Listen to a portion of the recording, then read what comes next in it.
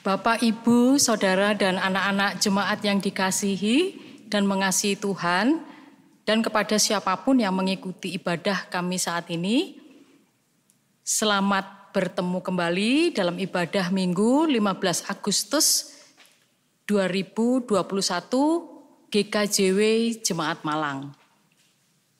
Jemaat yang dikasihi Tuhan, kita memasuki minggu ketiga bulan pembangunan GKJW 2021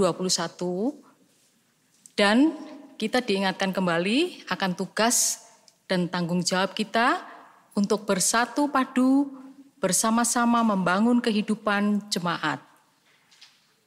Dengan semangat, kerjasama dan kesungguhan hati, mari kita ikut aktif membangun GKJW untuk kemuliaan Tuhan. Kini mari kita menghadap kepada Tuhan, menyembah dan memuliakannya.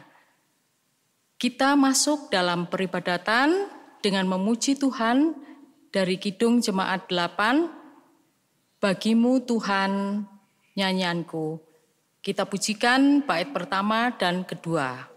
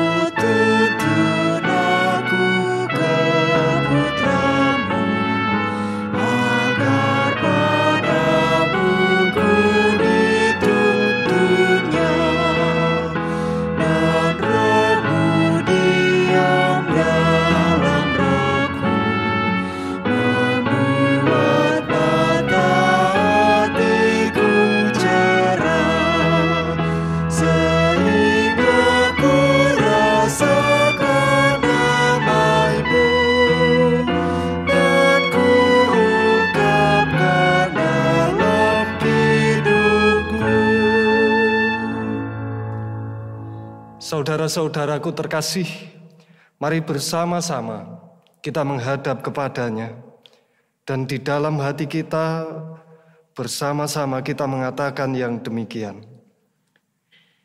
Ibadah Minggu dalam bulan pembangunan GKJW saat ini kita lakukan dalam nama Allah Bapa yang menciptakan langit dan bumi, yang tidak pernah meninggalkan pekerjaan tangannya dan yang kekal kasih setianya. Kasih karunia dan damai sejahtera dari Allah Bapa dan Yesus Kristus senantiasa menyertai umatnya sekalian. Amin. Saudara-saudara terkasih, yang menjadi tema ibadah kita pada hari ini adalah bersedia, berkarya, dan bersinergi membangun GKJW sebagai perwujudan taat pada Allah. Kidung Jemaat nomor 256 ayat 1 dan 3. Kita satu di dalam Tuhan, satu gereja yang esa. Marilah bertolong-tolongan, kau dan aku semuanya. Marilah bertolong-tolongan, kau dan aku semuanya. Tuhan selalu memelihara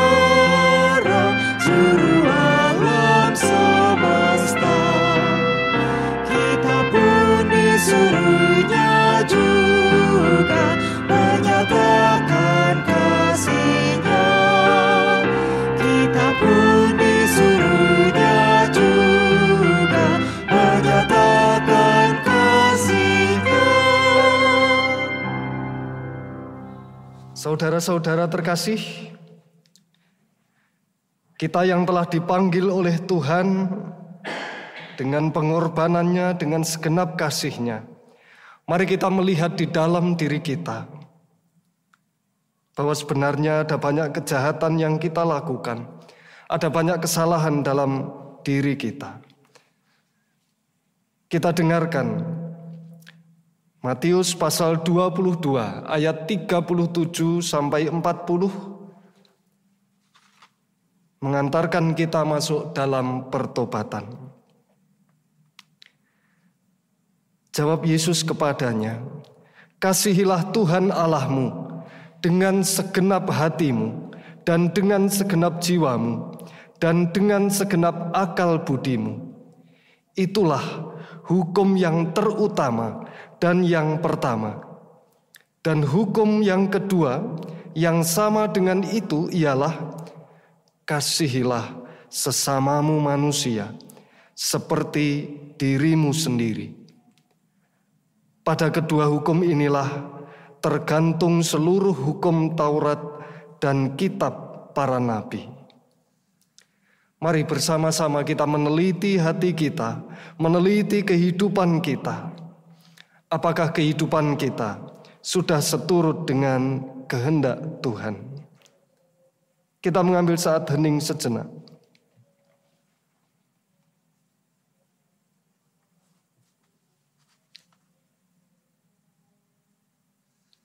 Kita bersama-sama berdoa mengungkapkan pengakuan dosa kita. Kita memohon ampunan-Nya.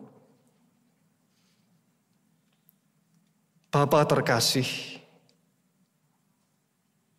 kami menghadap kepadamu, bukan dengan kebaikan kami, bukan dengan ketaatan kami, tapi kami mengakui bahwa di dalam hidup kami masih tersimpan banyak kejahatan, perilaku yang kami sembunyikan darimu, hal-hal yang tidak Tuhan kehendaki di dalam kehidupan kami.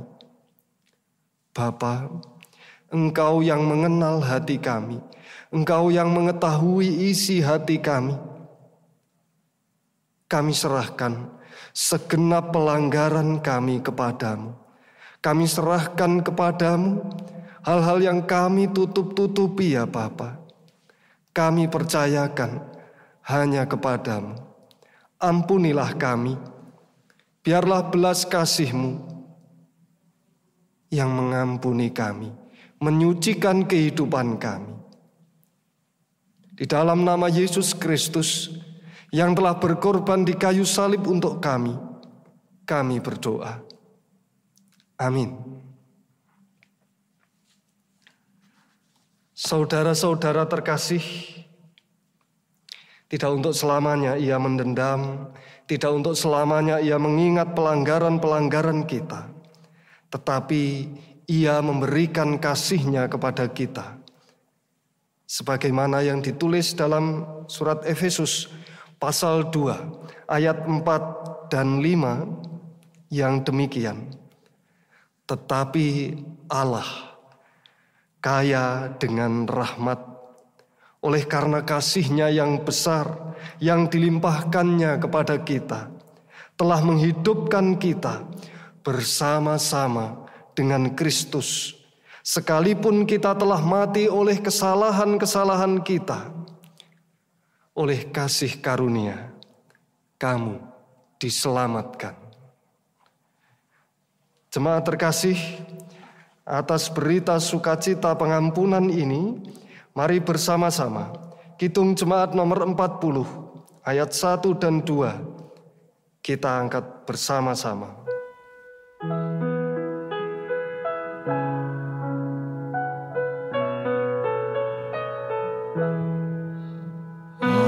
Ajaib benar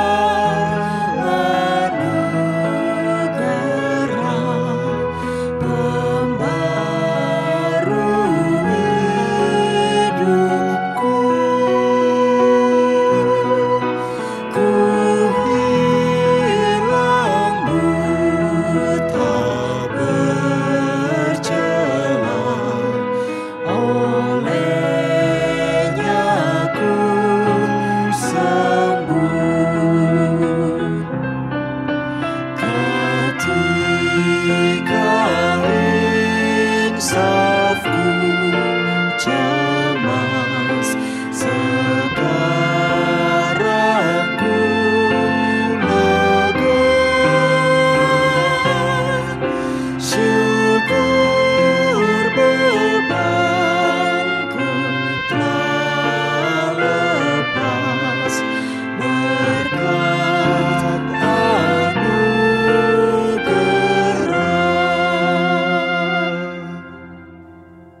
Saudara-saudara terkasih, kita akan bersama-sama mendengarkan firman-Nya dan akan dipandu oleh pelayan dari Injil Yohanes 6 ayat 51 sampai 58. Dipersilahkan.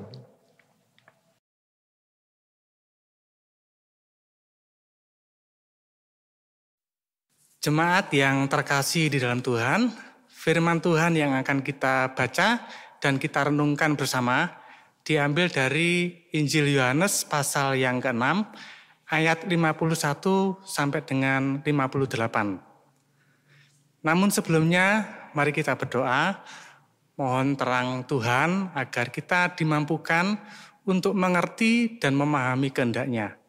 Mari kita berdoa. Ya Allah Roh Kudus, kami mengundang Engkau dan memohon kemurahan-Mu untuk menghampiri setiap kami yang saat ini sungguh merindukan-Mu. Terangilah ruang hati dan pikiran kami yang haus akan firman dan petunjuk-Mu. Bersihkan hati dan pikiran kami karena Engkau tahu keberadaan kami. Banyak dosa dan cacat celah. Oleh karena itu, kuasai dan ampunilah kami ya Tuhan, agar kami layak mendengar sabda-Mu. Terlebih kami dapat melakukannya dengan baik dan menjadi berkat bagi kehidupan kami. Kami juga berdoa, hamba-Mu Bapak Pendeta Dadi Wirawan, yang Tuhan pilih untuk menyampaikan firman-Mu, kiranya Allah Roh Kudus memberkati dan memampukannya, agar hanya kehendak-Mu yang boleh terjadi. Di dalam pengasihan Tuhan Yesus Kristus kami berdoa dan siap mendengarkan firman-Mu. Amin. Yohanes pasal 6 ayat yang ke-51 sampai dengan 58 dituliskan demikian. Akulah roti hidup yang telah turun dari surga. Jikalau seorang makan roti dari roti ini, ia akan hidup selama-lamanya.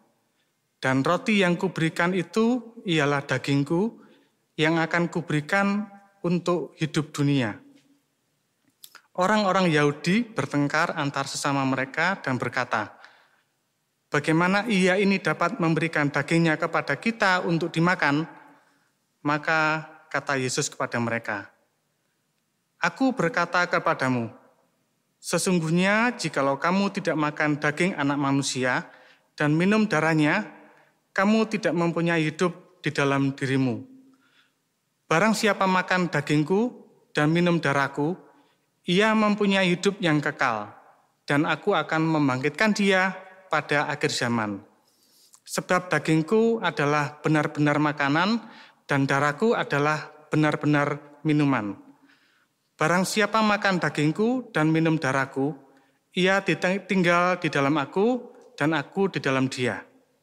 Sama seperti Bapa yang hidup mengutus aku dan aku hidup oleh Bapa. Demikian juga barang siapa yang memakan aku akan hidup oleh aku. Inilah roti yang telah turun dari surga. Bukan roti seperti yang dimakan nenek moyangmu dan mereka telah mati. Barang siapa makan roti ini, ia akan hidup selama-lamanya. Amin. Demikianlah bunyi kesaksian firman Tuhan. Saudara-saudara, yang disebut berbahagia adalah mereka yang mendengarkan dan melakukan kehendak Bapa. Amin.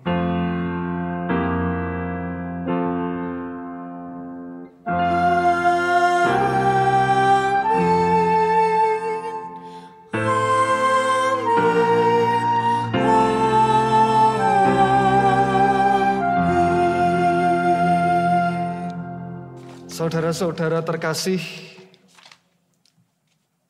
yang menjadi judul di dalam kita mendengarkan firman-Nya hari ini adalah mengecap makanan kehidupan. Dalam sebuah percakapan, pada suatu ketika ada tema kekerasan tentang kekerasan yang dilakukan oleh orang tua kepada anak-anak.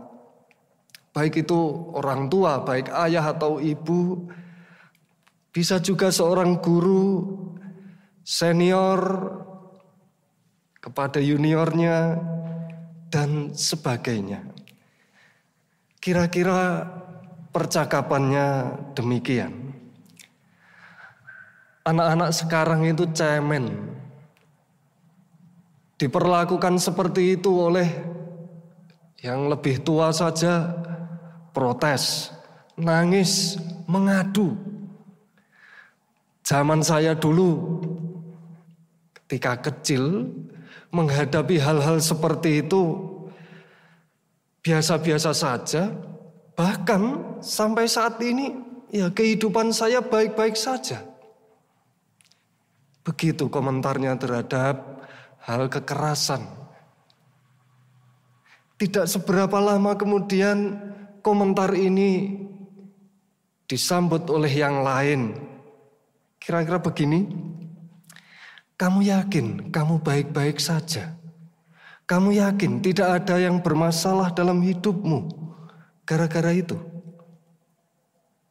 Apakah kamu sering membandingkan dirimu dengan orang lain atau membandingkan orang lain?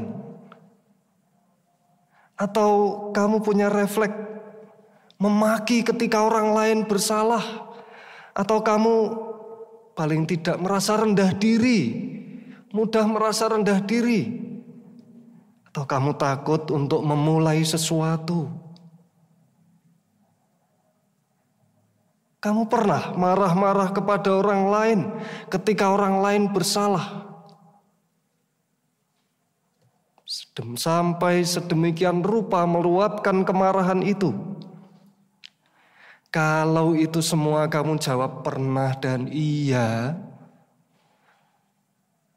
berarti kamu tidak sedang baik-baik saja. Mungkin dalam hal ekonomi, dalam hal kesuksesan pekerjaan, kamu sekarang punya posisi yang bagus. Tapi di dalam hatimu ada luka-luka yang tersimpan dan yang terus kamu bagikan kepada yang lain. Saudara-saudara yang dikasihi oleh Tuhan, dari sekilas percakapan tadi dapat kita pahami bahwa pertumbuhan hidup manusia tidak hanya ditentukan oleh makanan fisiknya saja. Tidak hanya ditentukan oleh kecukupan nutrisi-nutrisi untuk tubuh biologisnya saja. Tetapi dia bertumbuh juga dari perlakuan orang-orang di sekitarnya. Dia bertumbuh dari pengalaman yang ia kunyah, ia telan, ia cerna dalam kehidupan sehari-hari. Dan tanpa kita sadari, hal itu yang membuat kita bertumbuh. Ya, bertumbuh semakin lama semakin besar, semakin kuat. Namun entah pertumbuhan itu seturut dengan kehendak Tuhan atau tidak. Saudara-saudaraku yang terkasih, ya, singkatnya pengalaman-pengalaman kita sungguh dapat mempengaruhi tindakan yang kita pilih. Kalau mau contoh tentang hal ini, saya ada beberapa yang terjadi dalam lingkungan hidup kita sehari-hari. Salah satu contohnya adalah ketika ada pasangan yang seringkali dibohongi oleh pasangannya, oleh suami atau istrinya. Akhirnya tumbuh rasa tidak percaya. Bahkan ketika pasangannya itu mengucapkan hal yang jujur, hal yang benar, dia tidak percaya karena terlalu sering dibohongi. Atau ada orang yang sering kali tertipu, ada orang yang sering kali ditipu oleh orang lain. Akhirnya dia menyimpan rasa curiga.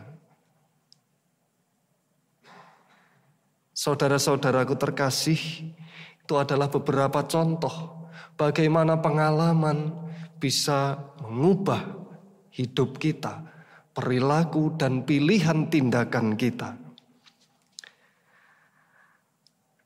Bagaimana kalau kemudian pengalaman-pengalaman yang terjadi dalam hidup kita itu adalah pengalaman-pengalaman yang menimbulkan luka, pengalaman-pengalaman yang menumbuhkan kesedihan, pengalaman-pengalaman yang menyesakkan dada kita. Sebagaimana pada masa pandemi ini, ada banyak usaha yang dibangun dari awal, dari nol sedemikian rupa dengan berbagai kesulitan yang dihadapi. Sekarang sudah mencapai kesuksesan, tetapi gara-gara pandemi ini terpaksa harus gulung tikar. Ada banyak orang yang menikmati kesuksesan, keberhasilan, tetapi gara-gara pandemi ini dia kehilangan pekerjaan, bahkan penghasilannya. Orang-orang banyak bekerja dari rumah, anak-anak juga belajar dari rumah. Dan itu semua menjadi tekanan yang luar biasa. Dari sini dapat kita lihat betapa rapuhnya usaha yang kita tempuh. Usaha yang besar kita lalui dengan tekad yang besar. Kita awali dengan tenaga, pikiran, biaya yang besar. Tapi hilang dalam sekejap. Tidak hanya usaha saja, tidak hanya penghasilan saja, tetapi tubuh fisik manusia sedemikian rapuhnya. Banyak orang-orang kita, saudara-saudara kita terkasih, yang kembali ke pangkuan Bapa. Bagaimana kalau yang kita hadapi seperti ini yang kita kunyah, ini yang kita kecap, ini yang kita telan dan kita cerna setiap hari. Mau bertumbuh jadi apa kita nanti? Mau bertumbuh jadi apa anak-anak kita nanti? Saudara-saudaraku terkasih, inilah bacaan kita hari ini yang mengajarkan pada kita bahwa Tuhan Yesus menawarkan tubuhnya. Tuhan Yesus menawarkan darahnya. Pada ayat 55 dikatakan bahwa dagingnya adalah benar-benar makanan. Darahnya benar-benar minuman. Dan tawaran ini berlaku untuk kita semuanya. Tapi apa yang harus kita lakukan? Apakah kemudian kita harus perjamuan kudus setiap hari? Bukan. Mari kita ingat bahwa Yesus Kristus ini adalah firman Tuhan yang hidup, firman yang menjadi daging. Dan karena itulah yang harus kita cerna, yang harus kita kecap, kita kunyah, kita telan setiap hari adalah firman-Nya. Ya, karena firman-Nya lah yang sesungguhnya menguatkan pertumbuhan kita. Dan arah pertumbuhan kita jelas, seturut dengan kehendak Tuhan. Mau kita melewati kepahitan seperti apapun, Karena kita sudah mengecap firman-Nya, kita mengenal kasih-Nya, luka itu tidak akan lama. Luka itu akan segera pulih. Karena kita sungguh dituntun oleh Tuhan sendiri. Tetapi mungkin ada yang protes juga, Pak, bukankah ada orang-orang yang kita temui? Mereka membicarakan Alkitab berjam-jam. Mereka menghafal ayat sedemikian rupa. Tetapi mereka menjadikan ayat-ayat itu sebagai senjata untuk menyakiti sesamanya, Pak.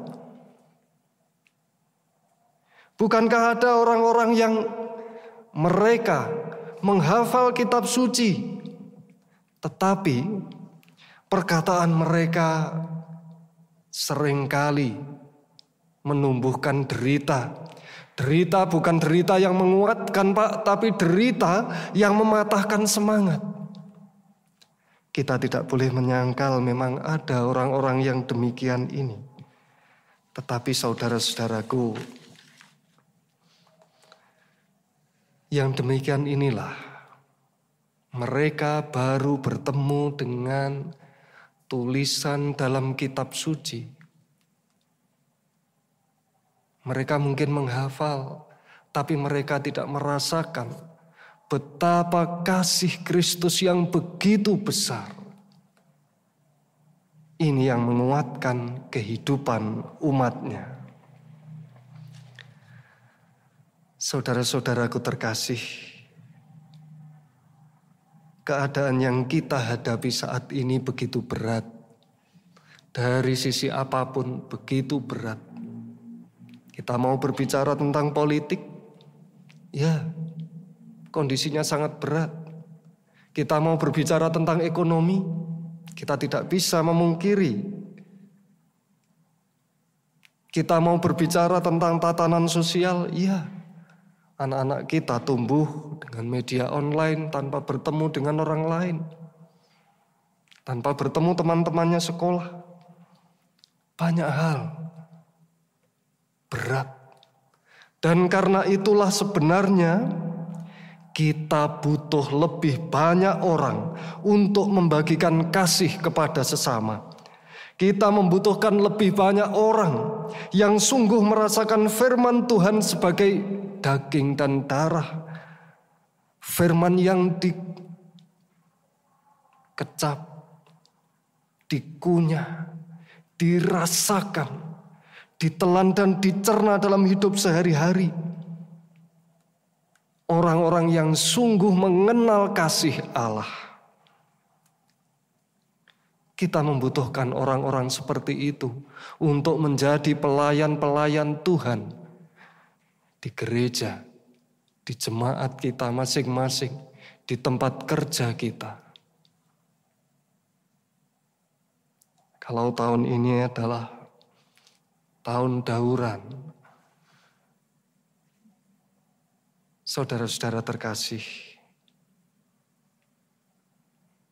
kita membutuhkan banyak penatua, diaken, pendeta bahkan, orang-orang yang sungguh sudah mengenal kasih Allah. Supaya kita semua dalam kondisi ini dapat melewati kepahitan, luka-luka hidup di tengah pandemi ini. Karena hanya satu yang dapat membuat kita mampu melewati itu. Kasih Allah. Dan saudara-saudaraku, bila saat ini kita tumbuh menjadi pribadi yang keras karena luka-luka kita di masa lalu, sehingga kemudian kita sibuk melukai orang lain, entah itu keluarga kita, istri, suami, anak-anak, keluarga, rekan-rekan kerja kita yang lain. Ya, tidak apa-apa. Loh, kenapa? Karena ada kalanya orang itu tertekan oleh keadaan, tertekan oleh kesulitan. Ada kalanya orang terjatuh dalam jurang tanpa harapan. Ada kalanya orang putus asa, kebingungan, dan tidak tahu apa yang harus dilakukan. Sehingga yang bisa dia lakukan hanya mengulang luka-lukanya kepada yang lain. Tapi jangan berlarut-larut. Mari kita ingat kebaikan Tuhan. Mari kita mengingat betapa besar kasih-Nya dalam hidup kita. Mari kita ingat bahwa Dia telah mengorbankan dirinya, memberikan tubuhnya sebagai daging dan darah yang mengampuni dosa-dosa kita. Mari ingat kasih-Nya, bahwa Dia selalu menolong kita dalam kesulitan kita, melewati banyak hal yang berat dalam hidup kita. Saudara-saudaraku, kecaplah tubuh-Nya, kasih-Nya. Firman Allah yang adalah Injil, berita sukacita, menguatkan kehidupan kita, memberikan kehidupan, menumbuhkan kasih setia di tengah keadaan yang berat ini. Tuhan memberkati umat-Nya. Amin. Saat teduh bagi kita sekalian.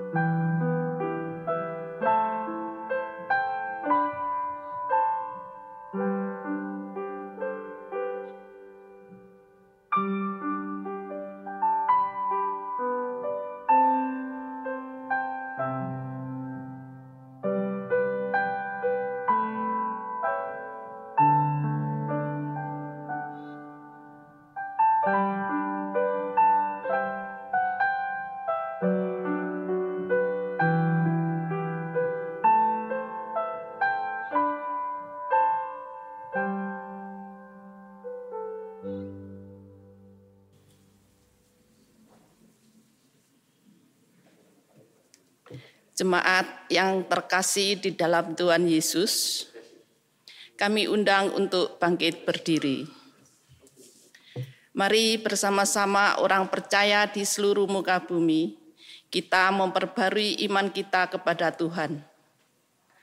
Dengan mengikrarkan pengakuan iman rasuli yang demikian. Aku percaya kepada Allah, Bapa yang Maha Kuasa, Khalik langit dan bumi, dan kepada Yesus Kristus, anaknya yang tunggal Tuhan kita, yang dikandung daripada Roh Kudus, lahir dari anak darah Maria, yang menderita di bawah pemerintahan Pontius Pilatus, disalibkan, mati dan dikuburkan, turun ke dalam kerajaan maut. Pada hari yang ketiga, bangkit pula dari antara orang mati, naik ke surga, duduk di sebelah kanan Allah Bapa yang Maha Kuasa, dan akan datang dari sana untuk menghakimi orang yang hidup dan yang mati. Aku percaya kepada Roh Kudus, gereja yang kudus dan am, persekutuan orang kudus, pengampunan dosa, kebangkitan daging, dan hidup yang kekal. Amin. Bapak Ibu dipersilakan duduk kembali. Saudara-saudara terkasih, mari kita masuk dalam doa syafaat.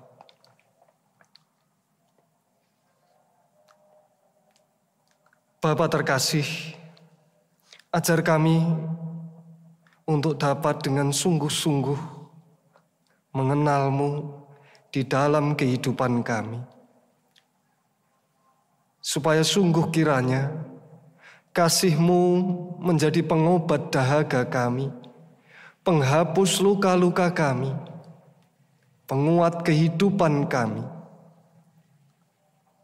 sehingga kami tumbuh karena kasih setia-Mu. Dan kami pun membagikan buah-buah kasih kepada sesama kami di tengah kondisi yang begitu berat ini. Bapa, ajar kami melakukan kehendak-Mu. Di tengah keadaan seperti ini ya Bapa, kami juga memohon kepada-Mu, kuatkanlah kami untuk senantiasa setia di tengah-tengah pandemi ini, untuk senantiasa taat di tengah-tengah pandemi ini, untuk dengan tekun mengikuti kehendak-Mu. Berkati juga setiap orang yang terlibat di dalam penanganan pandemi ini, baik dari pemerintahan ataupun dari pihak lain, dari segenap warga masyarakat. Tuhan sendiri yang memberikan kekuatan, memakai segenap umat manusia untuk menjadi jalan pemulihan keluar dari pandemi ini. Bapa terkasih, kami menyerahkan kepada-Mu segenap saudara-saudara kami yang saat ini tengah sakit. Kami percayakan kepada-Mu ya Bapa, saudara-saudara kami ini. Karena kami tahu Engkaulah sumber kesembuhan, Engkaulah sumber kekuatan, Engkau yang menjadi sumber kesembuhan kami semuanya. Bapa, kami serahkan juga saudara-saudara kami yang saat ini tengah berbeban berat di dalam kehidupannya, menanggung banyak permasalahan dan tidak tahu jalan keluar. Pakai setiap kami untuk menjadi bagian dari karya-Mu bagi saudara-saudara kami ini. Bapa, kami mohon kepada-Mu, biarlah mereka juga beroleh kelegaan, ketenangan, damai sejahtera dan sukacita yang dari-Mu. Bapa, di tengah masa pandemi ini, kami juga menyerahkan kepada-Mu segenap pelayanan gereja, kegiatan-kegiatan gerejawi. Kiranya Tuhan berikan jalan keluar sehingga kami dapat tetap melayani di tengah setiap masa, termasuk dalam masa pandemi ini. Mampukan kami untuk dapat tetap melayani. Bapa, berikanlah kepada kami kreativitas, berikan kepada kami kepandaian, kebijaksanaan untuk dapat senantiasa mengikut kehendak-Mu, menyatakan kasih setia-Mu di tengah-tengah dunia ini. Bapa, kami serahkan juga segenap pelayanan di GKJW Jemaat Malang ini. Kami serahkan kepada-Mu, Bapak Pendeta dan keluarga, para penatua, diaken dan segenap keluarganya. Bagaimanapun kondisinya, Tuhan pakai segenap badan-badan pembantu, Tuhan sendiri yang memberikan kuasa damai sejahtera. Tuhan memberikan pertolongan, Tuhan memberikan kekuatan. Ya Bapa, kami serahkan juga kepada-Mu segenap permohonan yang tersimpan di dalam hati dari warga jemaat.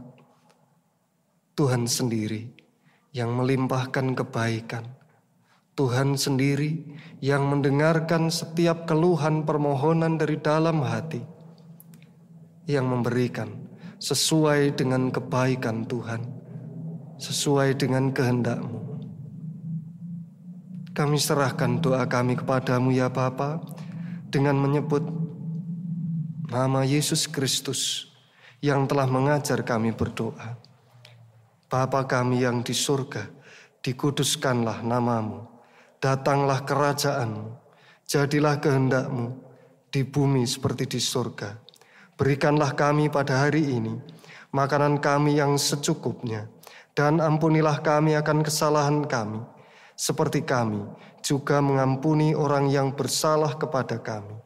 Dan janganlah membawa kami ke dalam pencobaan, tetapi lepaskanlah kami daripada yang jahat.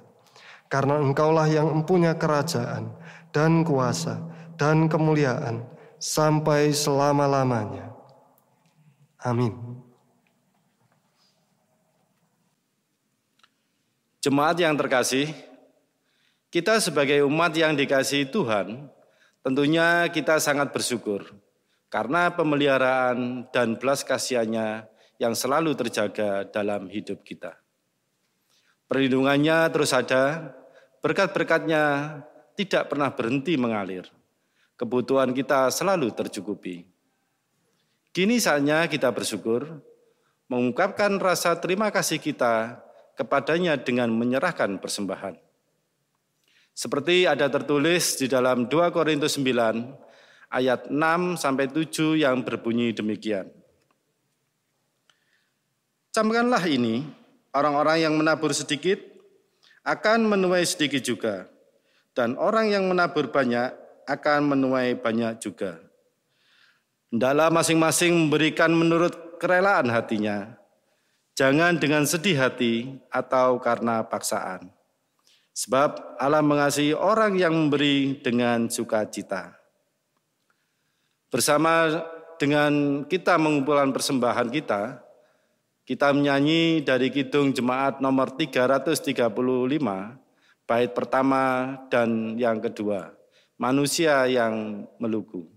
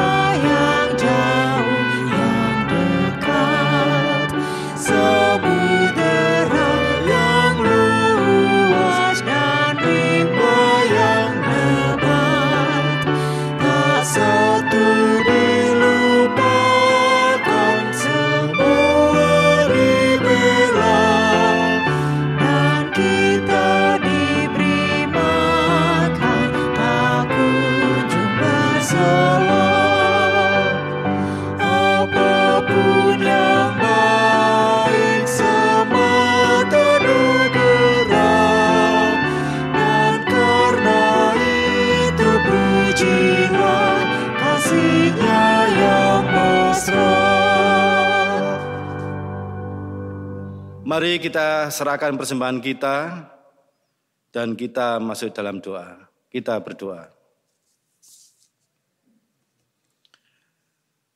Bapa kami di dalam Tuhan Yesus Kristus, kami sungguh bersyukur atas kasih setiamu yang agung. Kasih-Mu yang selalu menghiasi hidup kami. Kasih-Mu yang selalu memancar bak sinar mentari pagi. Kasih-Mu yang selalu menyejukkan jiwa kami. Terima kasih ya Tuhan atas semua anugerah-Mu ini. Sebagai ungkapan syukur kami, saat ini kami menyerahkan persembahan kepada Tuhan. Terimalah persembahan kami ya Tuhan, walaupun nilainya tidak sebanding dengan kasih setia Tuhan yang begitu besar. Tolong Tuhan, kuduskanlah persembahan ini, agar menjadi karunia yang hidup dan mencukupi kebutuhan pelayanan kasih gereja kami. Sehingga kerajaan Tuhan semakin nyata dan diluaskan. Berkati setiap pribadi yang dengan sukacita menyerahkan persembahan, baik persembahan materi, persembahan tenaga, pikiran, dan semangat pelayanan, agar mereka pun boleh merasakan kasih sayang Tuhan. Begitu pula bagi pengelola persembahan, kiranya Tuhan curahkan roh hikmat dan kebijaksanaan dan rasa takut akan Tuhan. Tuhan, kami juga berterima kasih atas bimbingan-Mu melalui firman yang sudah kami dengarkan bersama. Kiranya Tuhan berkati agar firman-Mu tidak kembali kepadamu dengan sia-sia, tetapi menjadi berkat bagi setiap kami yang melakukannya. Demikian kasih Tuhan Yesus, Juru Selamat kami yang hidup. Doa ini kami mohon. Haleluya. Amin. Saudara-saudara terkasih, marilah kita undur dari tempat ini, kita kembali memasuki kehidupan kita masing-masing. Hiduplah seturut dengan kehendak-Nya. Wartakanlah Injil-Nya, berita sukacita dimanapun berada. Dan tetaplah menjaga kesucian hati dan tubuhmu dimanapun berada. Kidung Jemaat nomor 376, ayat yang pertama.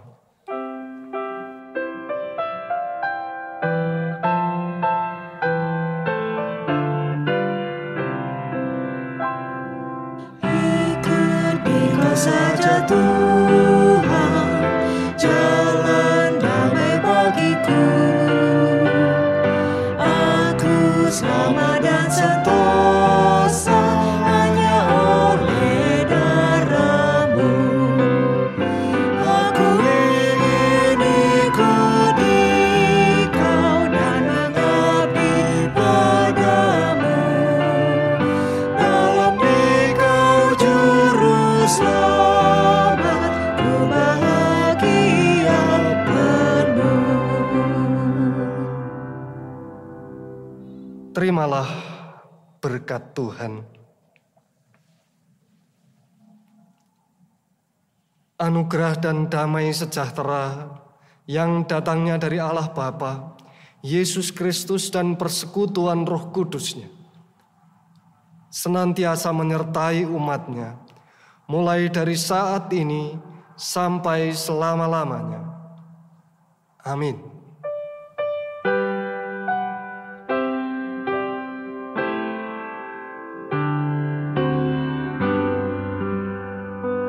Puji Tuhan, haleluya, Yesus Kristus, haleluya. Puji Tuhan, haleluya, Yesus Kristus, haleluya.